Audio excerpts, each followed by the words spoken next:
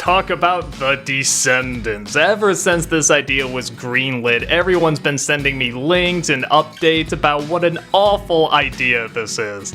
A Disney Channel movie about famous animated Disney villains who have rowdy teenage kids that go to school. Everyone's been going on and on about just how stupid this is, and yeah, it's pretty bad. Is it the worst of these Disney Channel movies I've seen? No. Are there definitely times where there's a lot of effort put in? Absolutely, but it's still pretty bad. I mean, what can you even do? It just comes from an awful idea.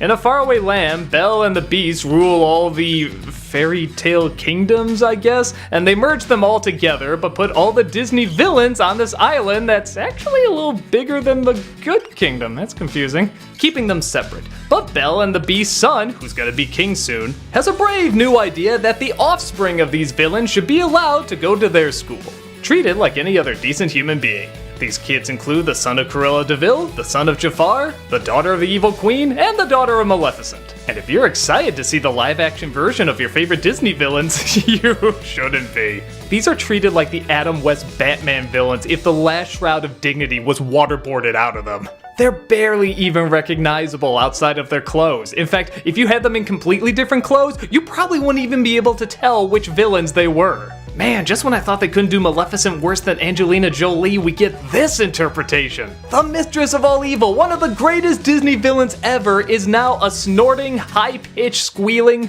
bad joke-cracking twit. And the others are not much better. But nevertheless, they see an opportunity when their kids are invited to go to school among the good people, and they convince them to steal the ultimate weapon of power, the magic wand, from the Fairy Godmother, who runs the school. But wouldn't you know it, the longer they stay there, the more they realize they might like being good. Oh, so much conflict. And maybe that's the biggest surprise about Descendants, is that there is legit conflict. The kids all do a good job portraying what they're supposed to portray. Honestly, every actor does. I doubt they told Kathy Najimy to play the evil queen as this dignified evil villain. No, it's Kathy Najimy, you got her to be funny.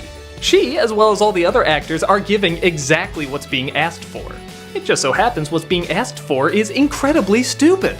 Half the time, they really try to make the Disney characters look like the Disney characters. You know that's Maleficent, you know that's the evil queen, they have the stained glass window from Beauty and the Beast. Even the title Descendants has the Disney D in it. But it so obviously doesn't go with what they're trying to do here. There's scenes of the kids trying sweets for the first time because they never had chocolate or good fruit or anything like that. They start getting teary-eyed when they hear how other parents treat their kids and compare it to their parents. There's a downright uncomfortable moment when the mother of Sleeping Beauty totally disregards the daughter of Maleficent because she couldn't see her daughter for 16 years. And it's treated with all seriousness. Okay, so we're gonna take this really seriously? Maybe you should cut scenes like this. It will help you find things. Like a prince. Like my waistline. Like the magic wand. Hello. These things clearly don't go together, and I have no idea how this was supposed to work. The only possible way I could see this maybe working is if you never actually see the villains. Like you see the kids, but the villains are always kept in shadow, and they're legitimately intimidating and scary, and like your imagination can fill in how threatening they are.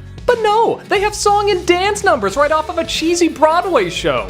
This is so clearly not the Maleficent from the original movie, but it's not this other Maleficent you're trying to create either that's like really intimidating and destroyed a lot of lives and everything either. She's a joke, she's a punchline, but the movie doesn't always treat it that way.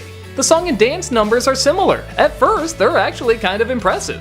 This is the guy who did the High School Musical film, so yeah, it's choreographed really nice, the songs at first are kind of catchy. Heck, even the emotional ones are done relatively well. Much better than Camp Rock or Cheetah Girls anyway, I feel legitimate emotion here. But then, you immediately take that point away when you hear their R&B version of Be Our Guest. Tie your napkin round your neck, cherie, and we'll provide the rest. That's right. Stop! Like I said, it's kinda hard to blame the director or the actors because it very much feels like they're just following orders and they're doing it as best they can. But the order is a tone-confused mess, and just not a good idea. Like, at all. They talk about prejudice and the sins of the parents that shouldn't be passed down to the kids, and yeah, that's something for older kids to get into. It's very relevant. But the idea is clearly meant for kindergartners. And half the time, that's how it's portrayed, except when it's trying to be portrayed as this really dramatic musical. Yeah, so it is really stupid, but I will give credit, it's not as stupid as it could have been. Well, okay, very large chunks are. But there's also a lot of very talented songwriters, choreographers, singers, dancers, actors. It's the right people for the wrong project. It's hard to know who the audience is supposed to be, but seeing how they made a sequel, I guess it did find an audience, and if they like it, good for them. Like I said, there's really nothing wrong in it. It's just so stupid. If this is the kind of corny insanity that does it for you, I'd be lying if I said I didn't almost understand. It is fascinating in its choices. But if you're looking for a movie where all this talent comes together in a coherent story, then you ain't gonna live happily ever after here.